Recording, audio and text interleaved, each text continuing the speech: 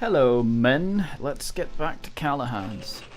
I wonder what that weird noise is in the background. It sounds kind of staticky.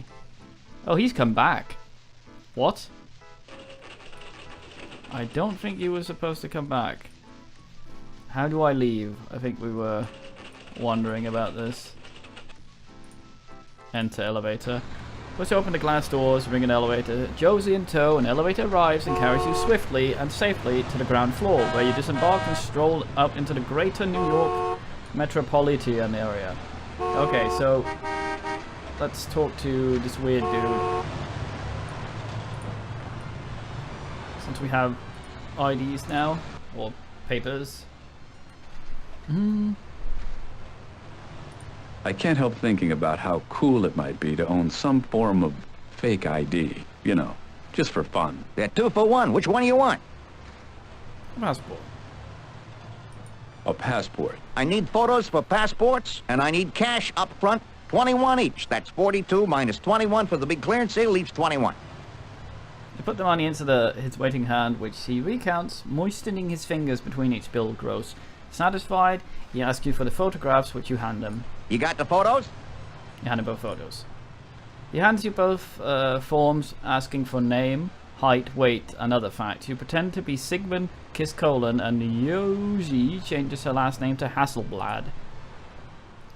The shopkeeper vanishes into the rear of the store. Only a minute later, he emerges and hands both of you passports, still warm from the magic passport thingamabobber he must have back there.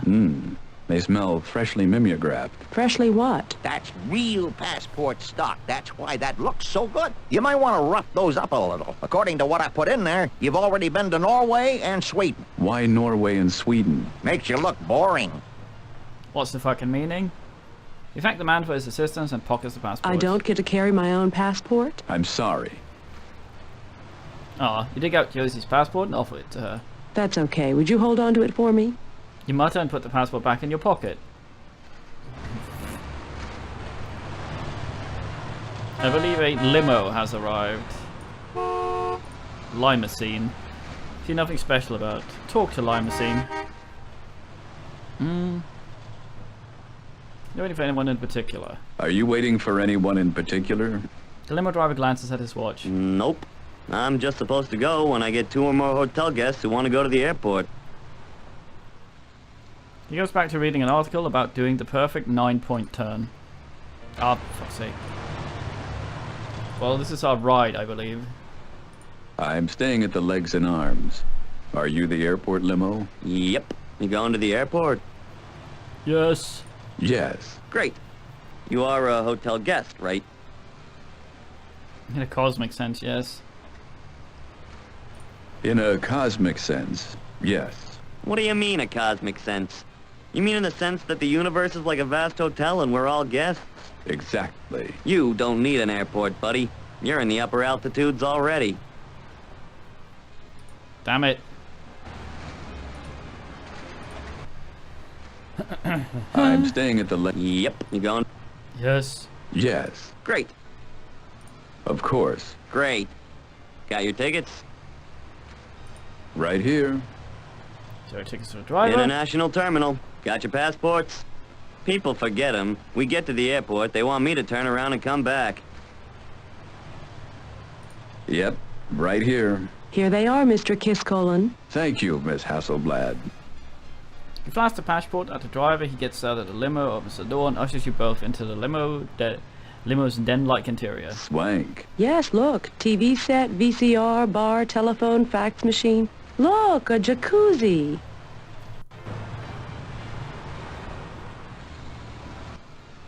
The two of you, proud of your accomplishment, celebrate with a quick dip in the jacuzzi on your way to LaGuardia. Once at the airport, everything goes like clockwork. Your tickets are accepted without trouble with your passport to back up your identity. Soon you're winging your way to Mananus in business class. At the arrival gates in Mananus, you spot a man holding a cardboard sign with Faxon written on it. Faxon. You identify yourselves as to the man. He escorts you to part of the airport when he begins a non-stop stream of chatter in broken English, introducing himself as Guzman and repeatedly begging your forgiveness for the condition of his plane. When you step into the prop plane, you immediately see why Guzman was so apologetic. This is not the way you expected Sigmund Kiskolan to travel. Rosie seemed less anxious about the condition of the plane than you, but she watches Guzman closely. She reassures you that she seems to know what he's doing. As you sit on the runway preparing for takeoff for Faction Casliero's airstrip near Boa Vista, Guzman stands and faces you. Thank you for flying in my airplane with me. I know you have a choice when making travel plans, and I pray fervently that you would consider flying with me again the next time you are considering to be in Brazilian airspace. Before we take off, local ordinances demand that I tell you about the plane's safety feature. The door over there Guzman indicates the side hatch with 2 extended fingers. is meant to fall off or break in the event of a crash. Please do not sit next to the door unless you believe you can handle it. Can you handle it? I can handle it. Good. In the event of a water landing, please drink as much as you can, very quickly, okay? Also, those seats cannot be used as flotation devices, okay? Why not? They look like flotation devices. They were, but you can only use them for flotation 4 or 5 times. Then they don't stay up very well anymore. In the event of cabin depressurization, a stick of gum will drop down from the overhead compartment. And if you chew it, it makes it not so bad for your ears, right? I am Guzman, your flight attendant. Our pilot, which is also me, Guzman, will keep you informed of our progress. Right now, I would like to ask you to examine the seat pocket in front of you and see if there's one of those flight safety cards. You might also find a copy of Aging Aircraft of Today, our in-flight magazine. If you find it, that's my copy, okay? I've been looking for it. Don't take it with you. Those of us who have flown with us before are automatically enrolled in our We Cheated to Death Frequent Flyers Club. And you're back for another flight? Wow! Okay, so kindly make sure your tray tables and seat backs are in their full upright and locked positions, if your seat has a back. And Guzman, prepare for departure. A few tense minutes later, you're airborne. His English isn't broken, he just has an accent, game. Don't be racist. Okay, junk. Look at. Somebody doesn't pick up after himself. Well, it's mine. If this were an edutainment software, you'd probably earn points for every piece of garbage you pick up and dispose of properly. But we're all adults here, so you slog through the garbage and wait for somebody else to pick it up. Not in my backyard. Damn straight. Golf clubs. Golf clubs are in poor condition, rusty, pitted, and bent. Which coincidentally were the names of the other 3 guys in your last foursome. What? Wait, the other 3 guys? So it was 4 guys in a foursome. Oh. The clubs are in such bad shape, only the bag is keeping them up.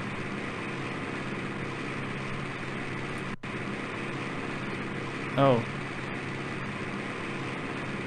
This is your captain speaking. I forgot to tell you to buckle your seatbelt.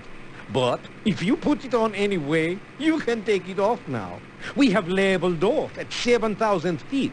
So kick back and enjoy the rest of the flight. Mm-hmm. A dusty battered fire extinguisher rests uncomfortably against the instrument panel. We have now begun our descent into the greater Boa Vista metro area. So please, prepare in whatever way your religion dictates. So, Guzman, prepare for arrival. You reach out for the fire extinguisher, Guzman stops you. I plead for your pardon, sir, but I need this fire extinguisher for all the emergencies, okay? Suddenly the radio squawks to life. Guzman responds in Portuguese, making it impossible for the 2 of you to follow the conversation. The inside of the airplane is bare, unfinished metal, adding to the sense of security you've already gotten from the violent shuddering during takeoff. Of course, it's hard to remember which was shuddering more violently, you or the plane. Guzman hangs up the radio, you feel the plane start to make a sharp turn. Jake, I know. I don't think this is good. we're circling.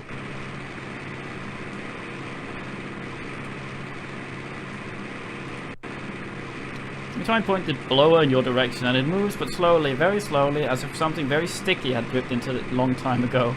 You are imposters. Manaus Airport says you are not who you say you are. We will not be landing until the authorities reach facts on airstrip so they can take you into custody.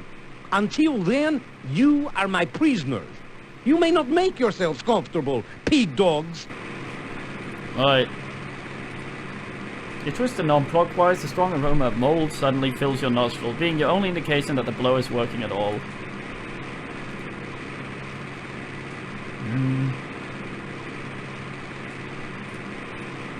The map sits half open on the instrument panel. That's a real confidence builder. Before you can do more than lay a finger on the map, Guzman barks at you. Taking this as a bad sign, on several levels you carefully walk back to your seat. Well. Oh, pipe wrench, nice. A heavy duty pipe wrench just from the toolbox. Oh, it's mine now, nice.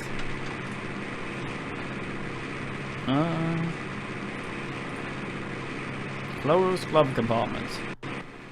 Reach for the glove up before you can pull it open. You hear the click of a gun's hammer being pulled back.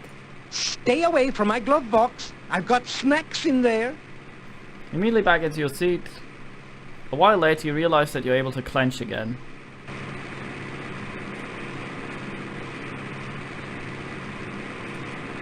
Every time you try and sneak up on him, he turns around and threatens you. So you cock your arm back, just with the thought of hurling the wrench and hitting Guzman from where, with it from here. But Josie points to the likelihood that you'll break instrumentation and possibly kill the man or lead him to kill you. This calls for guile, not force.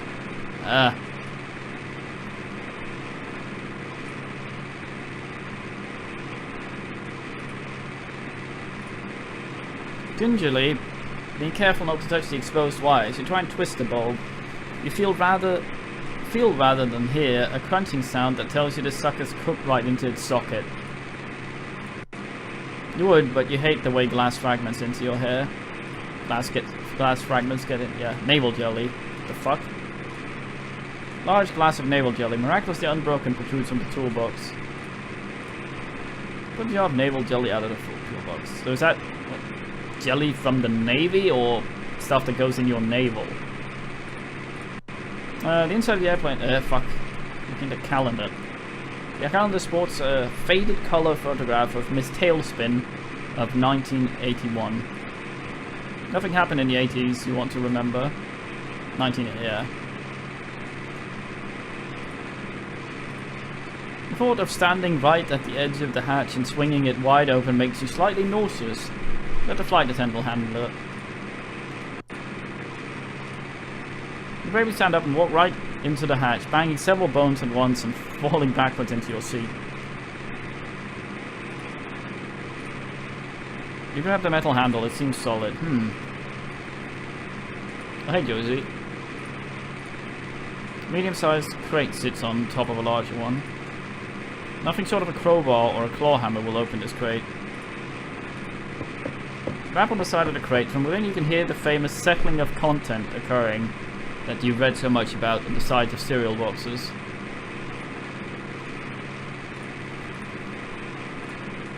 Josie, can you open this crate? What makes you think I can open it? Well, you've got longer fingernails. It's going to take more than long fingernails to open this.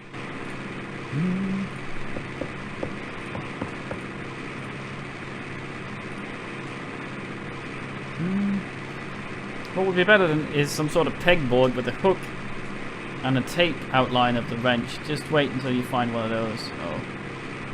What I could...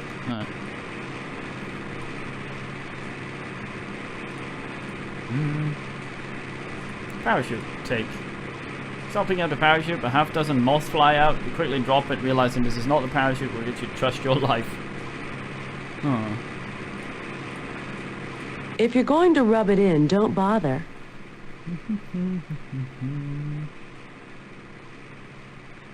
Why haven't you said anything about a plan C? I didn't want to endanger your life by letting on too soon.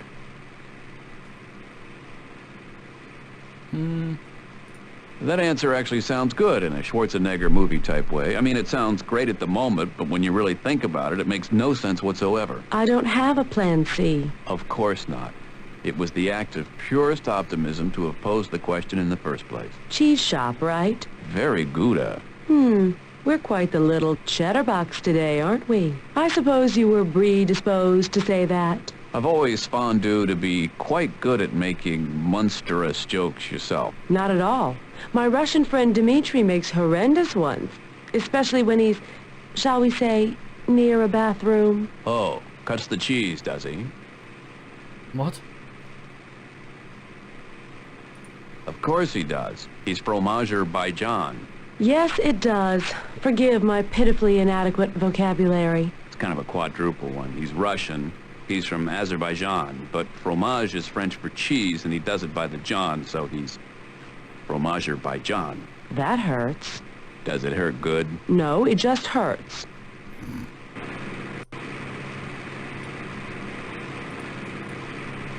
Loose wires hang down from the overhead. Maybe they're putting in track lighting.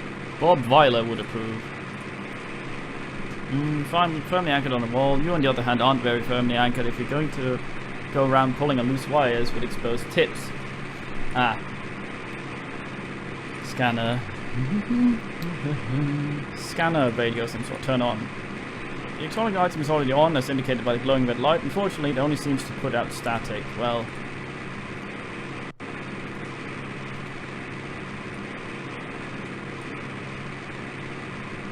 Ah, call button. What is it, pig dogs? We can fucking Blues Brothers this shit. Don't be angry with us. We're on a mission from God. Yes, you are on a mission to make mischief for me and my job. Sit down before I kill you to death. I am so angry at the deception. What is it, pig dogs? What are you going to do with us? I will detain you at the Manaus airport until Mr. Kiss-Colon arrives. The real Mr. Kiss-Colon. Then I let him decide what to do with you. If I had my way, I'd boot you out of the plane right now and make you walk home. If you'd let me explain to you why we've done this, maybe you'll change your mind. Guzman turns his head back to look at you, a cruel sneer on his lips. I am not interested in your explanations.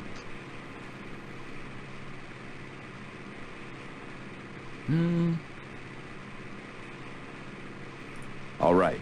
I'll just tell Josie here what the explanation is, and if you should happen to overhear it, I can't help that, can I? You hear the click of a hammer being pulled back. I guess Josie already knows why we're here. Don't you, Josie? Yes, I do, Jake. No explanation necessary here. Ugh. What is it, pig dogs? It's too stuffy back here. Can I open the door? Guzman snarls and whips around in his seat. He leaps to his feet, and you and Josie both shrink slightly at his fervor. You are lazy and stupid. And hot. Guzman grumbles under his breath and throws the doors open. Now go play outside.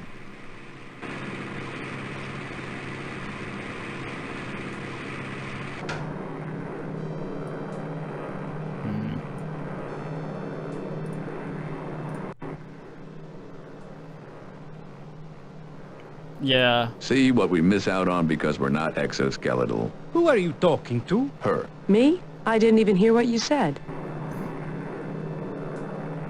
I have a great plan. What is... It's too windy back here now. Can I close the door?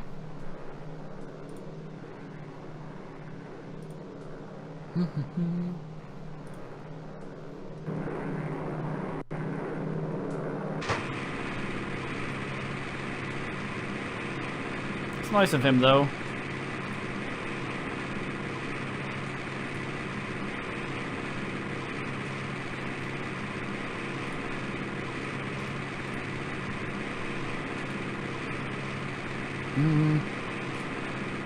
Because you know Guzman likes rust-free aircraft, you carefully pour some of the naval jelly on the bolt securing the handle to the inside of the aircraft. It goes to work immediately, cleaning deep inside the rusted thread to make them showroom fresh. Nice.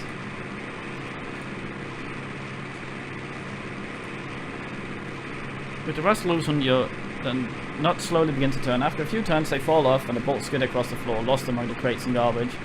The handle is now unattached to the bulkhead. It merely rests on short bolts protruding through the holes in the handle's plate. Are we gonna kill Guzman? I think we're gonna kill Guzman. What is it, It's too You are lame. and hot. Now go play out.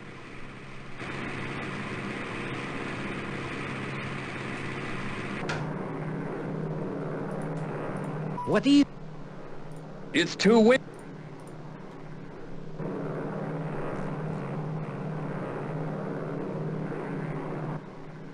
The handle gives way and Guzman windmills his arms for a moment before tumbling out of the plane. Whoa! Too cool. I'll grab the controls. This little piggy went to market. This little piggy stayed home. This little piggy had vegetarian lasagna. This little piggy had none. And this little piggy cried, "Oopsie daisy, all the way down." I never knew you had this cruel streak in you. Easy, sexy. Not exactly. Ew, your hands are all sweaty. Here, let me give you the finger.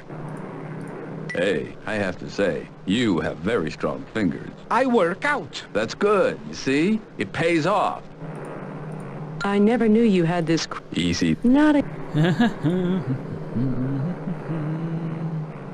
You are wearing a parachute, aren't you? Yes. Okay, good. Is he gone? Yes, but I don't see his parachute. Oh, there it goes.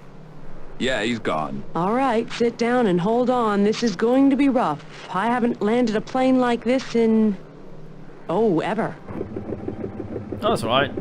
The landing is bruisingly hard, but at least you survived. Josie taxis briefly and then shuts down the engines. Josie has set the plane down a dirt runway somewhere in the wilds of Brazil.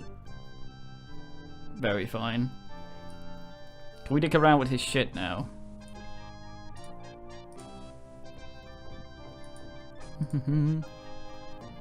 Medical kit.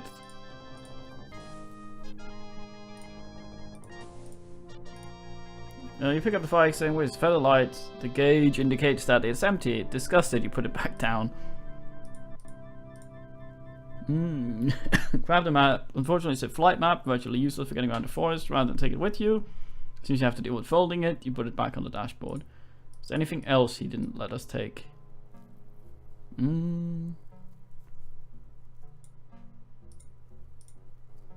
Yank the top of the cardboard box open and look inside. All you can see is ream after ream of setup instructions.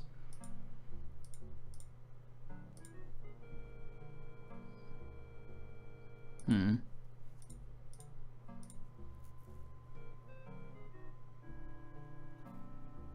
heck with it.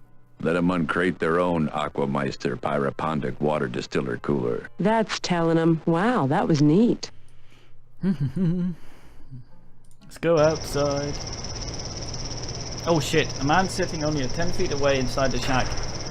As he speaks into the radio, you hear him identify himself as Alanius.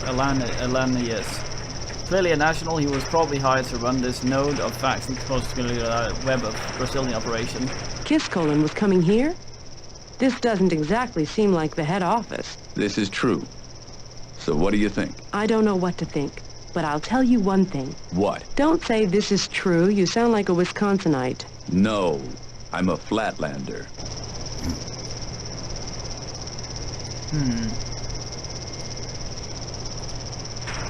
Alright, Morissette. Say, any of you guys know how to Madison? Atlantis turns and surprises. Fuck. Sorry. At your voice, he shouts, and the other workers come running to easily catch you. Unfortunately, they take away Josie's wristband, making it possible for her to escape. Sigmund, Kiscolin arrives a while later and arranges for an unfortunate accident. You know, you always hear about incidents involving runaway bulldozers, but you never think it's going to happen to you. So let's try this again with no talking. Okay.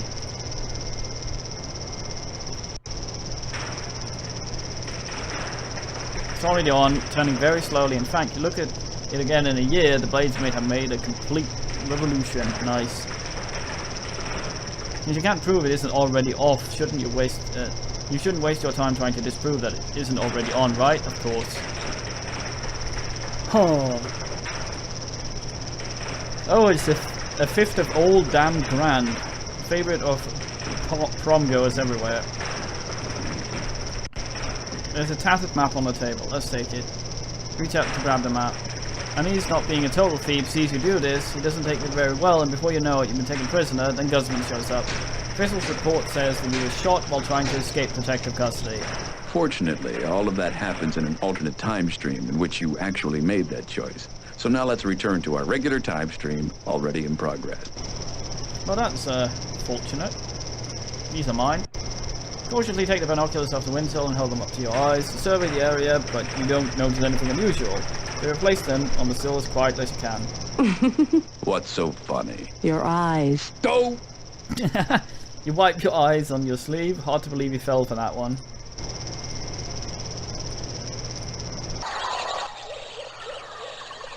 You take a tramp into the woods. Hey, I resent that. How are your wilderness skills? Not a lot of forests where I came from. Survival training in the wild wasn't part of the curriculum at the Time Police Academy. Me either.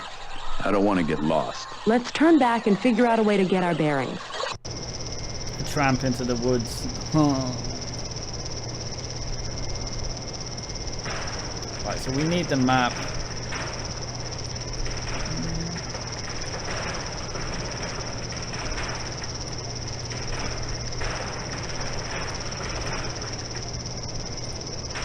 Nice.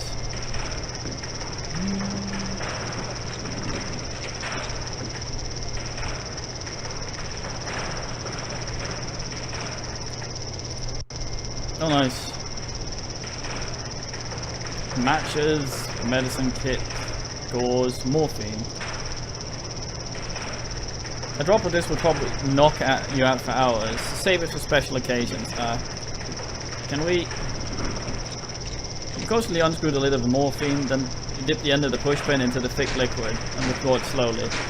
Thoroughly coating the length of the pin, clamping it carefully between your lips, you reclose the bottle of morphine. Oh! Can I use this as a blow dart?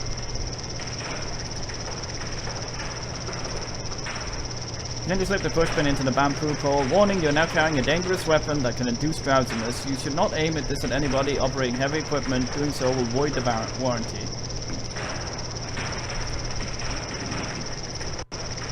You suck in a big breath of air and raise the bamboo pole to your tightly curled lips. You aim it at the man and then move the pole away and exhale. Peering inside the pole to confirm that the attack is pointed in the correct direction. Again, you bring the pole to your lips, aim it and blow hard. Almost instantly, the man's hand flies to the back of his neck and he yelps in pain, but within a few seconds, his head begins to roll until... Good shot. I haven't lost my touch. Ever since the 3rd grade. How long does morphine stay potent? I mean, Guzman, that thing was... Knowing him, that thing is probably at least 20 years old. Not be needing a bottle of old damn grand. There's hardly anything you can do with it, and you can't do with a bottle of rust remover. You can't. Oh, I see. Nutcracker. Oh, it's mine. Take the nutcracker on the map beside it. Also looks useful. You grab that one as well. I see. Hey, guys. Sorry for being such a pain in the neck.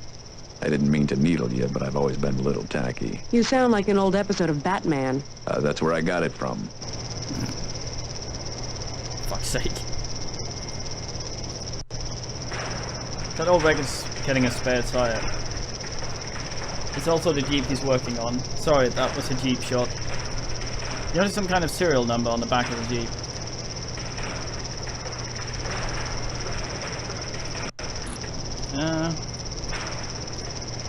Yeah, so Jeep is actually from Popeye. These trucks weren't called that initially, but a little creature, Popeye the fucking Sailorman cartoon strip, was called a Jeep, and that's why they're named that. Take a tramp into the woods. Hey. How are your wilderness skills? Not a lot of forests where I came from. Survival training. Me either. Let's turn back. But I got the map. Anyway, that's half an hour. Time for watching. and GN.